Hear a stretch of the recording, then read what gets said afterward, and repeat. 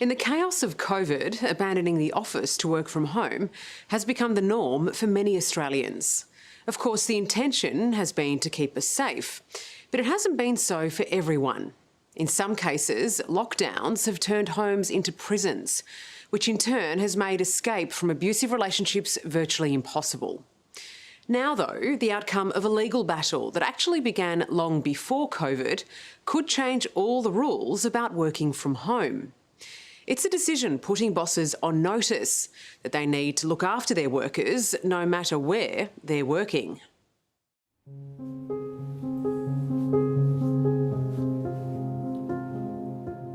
It's a routine repeated in millions of Australian homes every morning. 24-year-old Delia Fernandez is getting ready for work. But putting on her makeup is no everyday task. She needs to take extra care to hide an ugly truth. This beautiful young woman is the victim of terrible abuse, inflicted, she says, by the man she loved. I would have died for that man. We were very, very in love. I could not even believe he did it. I couldn't believe it. What did you recognise as domestic violence? For me, if I were to sum it up, I would put it down to maybe a 40 or 50-year-old man coming home after work, the old-fashioned way, beating his wife and kids. This is what Delia Fernandez works so hard to conceal. The damage from a collision of events that up until a few months ago she could never have imagined. Domestic violence triggered by the COVID lockdown. He was clearing the dining table, he had a glass in his hand, and he turned around and he fly-pegged a drinking glass at my face. And that was it. Delia, that is so awful. There was a lot of a lead-up and possessiveness and obsession, and the drinking glass that he threw at my face, close range. Oh. We've got the same set here. This is the exact glass. And I needed emergency facial surgery. It's courageous to talk publicly about such a dark subject. But Delia wants other victims of so-called COVID violence to know they're not suffering alone. Do you think the lockdown measures in place because of the pandemic exacerbated the situation, made your experience worse? 100%. 100% yes. He was obsessed with COVID as well, which was very strange at the time. He'd put on the live news updates. Shutters are down, the doors are closed, hundreds of thousands of workers forced to stay home. Babe, come watch this quick, look what's happening. We're not leaving the house. We're stocking up on tuna and rice. We know during COVID-19 there's been an increase in first-time violence. Sadly, COVID-19 has meant Patty Kinnersley, the CEO of Family Violence Prevention Network Our Watch, has never been so busy. Frontline workers are telling us that there's an increase in intensity and rate of violence against women at the moment. We're also hearing that COVID is being weaponised in a range of ways. So saying to women that they can't go out because they'll catch it or they're not allowed to go out is also part of that isolation. Before COVID, the figures were already staggering in Australia. Every 2 minutes, police were being called to an incident of family violence. And on average, 1 woman a week was being killed by a current or former partner. Lockdowns and working from home made things worse, giving perpetrators an almost free run at their victims. Greater access and greater control. So women are really losing their independence over that period of time, and perpetrators can exert greater control and diminish their ability to seek help and support as they're with them 24 hours a day, keeping an eye on their movements and their phones. And so during COVID-19, that's been amplified. Regrettably, one example is what Delia Fernandez has endured. But her ordeal began so differently. 2 years ago, she thought she'd met the man of her dreams, Julian Sebastio. I really could not fault him at the start.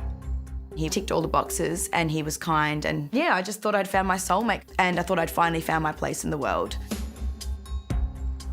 This is all gonna be sorted out. Young love is often impetuous, and soon enough, the couple moved into an apartment together. Wow, babe, you look so nice. It was chosen because it was close to Delia's work.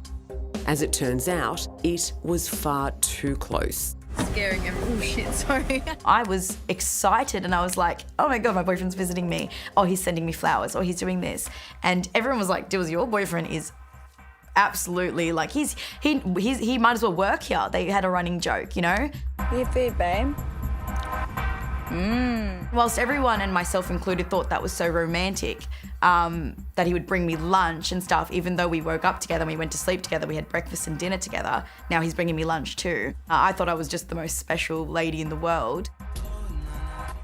But I also realised that that was stopping me from socialising with my work friends. So what seemed at the time to be a loving, committed relationship, you now interpret as controlling and possessive behaviour? I would have probably never, ever, whilst I was in that bubble, thought of it like that, because I didn't know that I was being controlled. How's that going to help? But then COVID hit. Delia was forced to work from home. Like many others, she found the new normal tough going. She says in their small apartment, her boyfriend, Julian Sebastio, made lockdown feel more like locked in. His work was reducing, so he was at home a lot more and I was working from home. But because it was a studio apartment, it was literally 4 walls. Work and home became the same place. I was right there always, 24/7. I was isolated with him. You just become like a caged animal sometimes. This man had become a monster. Yeah, the man that I laid my head next to every night for over a year at that point, that I loved with all my heart. I think there are opportunities for domestic violence to occur that perhaps didn't exist so readily in the past because people are locked down. Chief Magistrate Lisa Hannon says the lengthy COVID lockdown Victoria endured last year means her courts are being inundated with domestic violence cases. Thank you, Mr Registrar. Call the next matter, please. Are we seeing a greater number of incidents of domestic violence because of the economic pressures that people are under, because of the financial strain, you know, so many losing their jobs? What I'm being told by the magistrates who are hearing these matters every day, the pressure cooker environment of those combination of factors is certainly contributing to applications before the court. The COVID-19 pandemic has directly led to more women experiencing domestic violence. The Australian Institute of Criminology surveyed 15,000 women in the first 3 months of the coronavirus outbreak.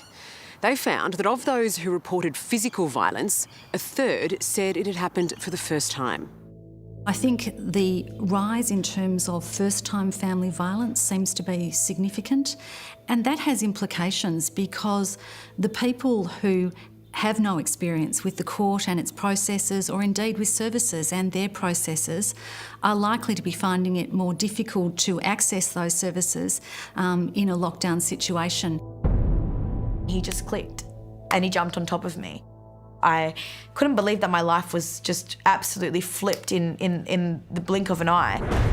Delia Fernandez still can't make sense of what happened the night the man she thought of as her soulmate hurled a glass at her. Oh my God. But her humiliation didn't end with it smashing into her face. He was screaming and he was freaking out.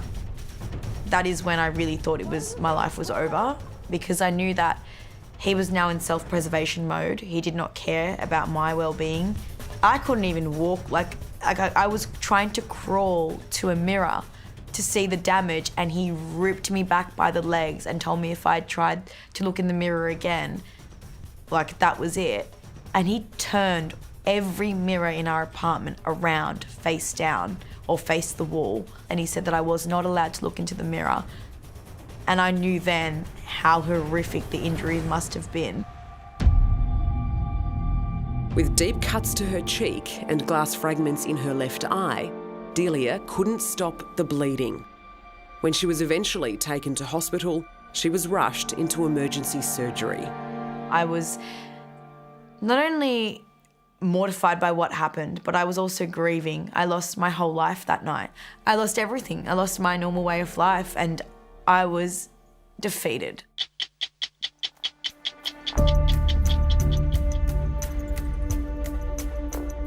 A cruel irony of Australia's fight against COVID-19 is that while most of us have at times been forced to work from home to keep the community safe, some of our most vulnerable have never been in more danger. 24-year-old Delia Fernandez has the scars to prove it. The biggest problem started after work from home had begun. I had nowhere to go. It was literally like I slept in one place, I ate in another, and I cooked in another, and I worked in another, and it was all within the same four walls. At the height of the coronavirus lockdown last year, Delia and her partner Julian Sebastio's studio apartment was both their home and office. But confinement in such a tiny space was disastrous. Sebastio's already controlling behaviour took a violent turn when he hurled a glass straight at her face. And then you look at it and you're like, but why? Like, why did I have to be permanently and viciously scarred like this? I can't escape it. I can't wake up and pretend it's not there, because it's there, right there for me to see. The attack on Delia ended up in court, where on December 18th, her now ex-partner pleaded guilty to common assault and reckless grievous bodily harm. He was sentenced to a 15-month intensive correction order, meaning at least 12 months in home detention. But cases like this now have other implications too, especially for bosses who ask their employees to work from home. They're being held responsible for the safety of their staff, no matter where the worker is when they're doing their job. Look, there she is. It's your grandma. And it's all because of a shocking case of domestic abuse that happened 11 years ago, long before anyone had ever heard of COVID-19. I was at school. I remember sitting there at the time, feeling really ill, like something wasn't right, and they ended up catching the bus home. It was the 16th of June 2010, and tragically, the then 16-year-old Liam Carroll's instincts were spot on. His mother Michelle, who'd been working from home, had been killed by her de facto partner Stephen Hill. I walked into their bedroom, the master bedroom, and I saw Mum in the ensuite on the ground, and then him beside her passed out. Like, I was kind of in a freak at the time. No, Mum. So I'd realised that she'd passed. It all started so innocently in 2004, when single mum Michelle met and fell in love with Stephen, a financial advisor. It wasn't long before they were living and working together. I was 10 years old, yeah. I was pretty happy, fine with the situation. And things were fine for a fair while. But things changed when Michelle and Stephen decided to run their finance business out of their basement at home. There was no escaping the long hours and the stresses of the job, which seemed to fuel a violent streak in Stephen Hill. For Michelle, home became prison. She just was this mentally drained thrall, I guess you could say. Like, the stuff that just abuse and, like, just mind games and picking can cause is, pretty full on, eh? So it's not as though work was restricted to a 9 till 5 schedule? Yeah, like, sometimes I wouldn't see Mum come up from work till, like, 8 o'clock at night. There was office work everywhere. Like, you know, there were people's files all along the, like, dining room area. There were files in the kitchen. There were files in their bedroom. And when home and the office are the same place, finding any reprieve is near impossible. It all just becomes the same thing. Your house is your office is your house. Complicating the pressures on Michelle and Stephen's professional relationship, their personal lives were also changing. They had a child on the way. It was far from a joyous time, and just weeks after giving birth to another son, Stephen killed Michelle while they were both working from home. 16-year-old Liam and his baby brother Charlie lost everything. Oh, Liam, it's heartbreaking. Yeah, it was definitely heartbreaking. I was shattered for a long time. I didn't sleep for a long time. Well, not properly anyway. It was always going to be a difficult case. I wanted to help.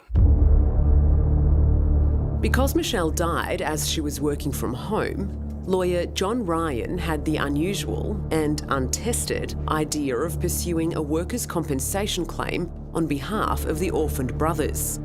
And so began an extraordinary battle. Well, there's two hurdles that you need to establish, and that's first that the injury or accident, or death in this case, happened in the course of employment. And the second part is that that employment has to be a substantial contributing factor.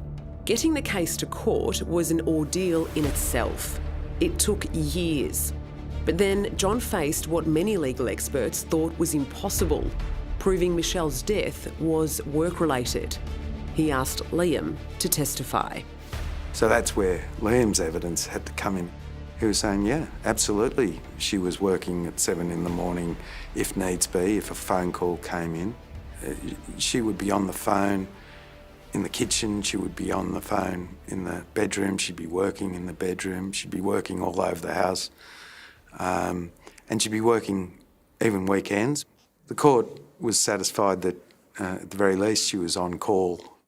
The court case and multiple appeals took 4 long years. But eventually, in March last year, Liam and his brother Charlie won. They were awarded a $450,000 payout, money they desperately needed.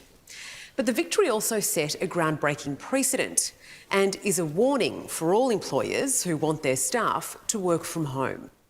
I think they'll realise that if an employee is working from home, that their obligation to ask that broad question about, is it safe for you to work from home? Sarah McCann Bartlett is the CEO of the Australian Human Resources Institute. Yeah, because once upon a time, domestic violence wasn't really a conversation many people would have with their employers. Is the tide turning a little bit? I think the tide is turning, and we're now trying to normalise those conversations around domestic violence, particularly when it's a working from home situation. So I think employers definitely need to be held accountable to, hey, are you safe working at home? Is everything good? You know, people aren't always truthful. And definitely scared people. One's if you had a really good worker and they end up dying one day. Back in Sydney, Delia Fernandez is getting her groove back.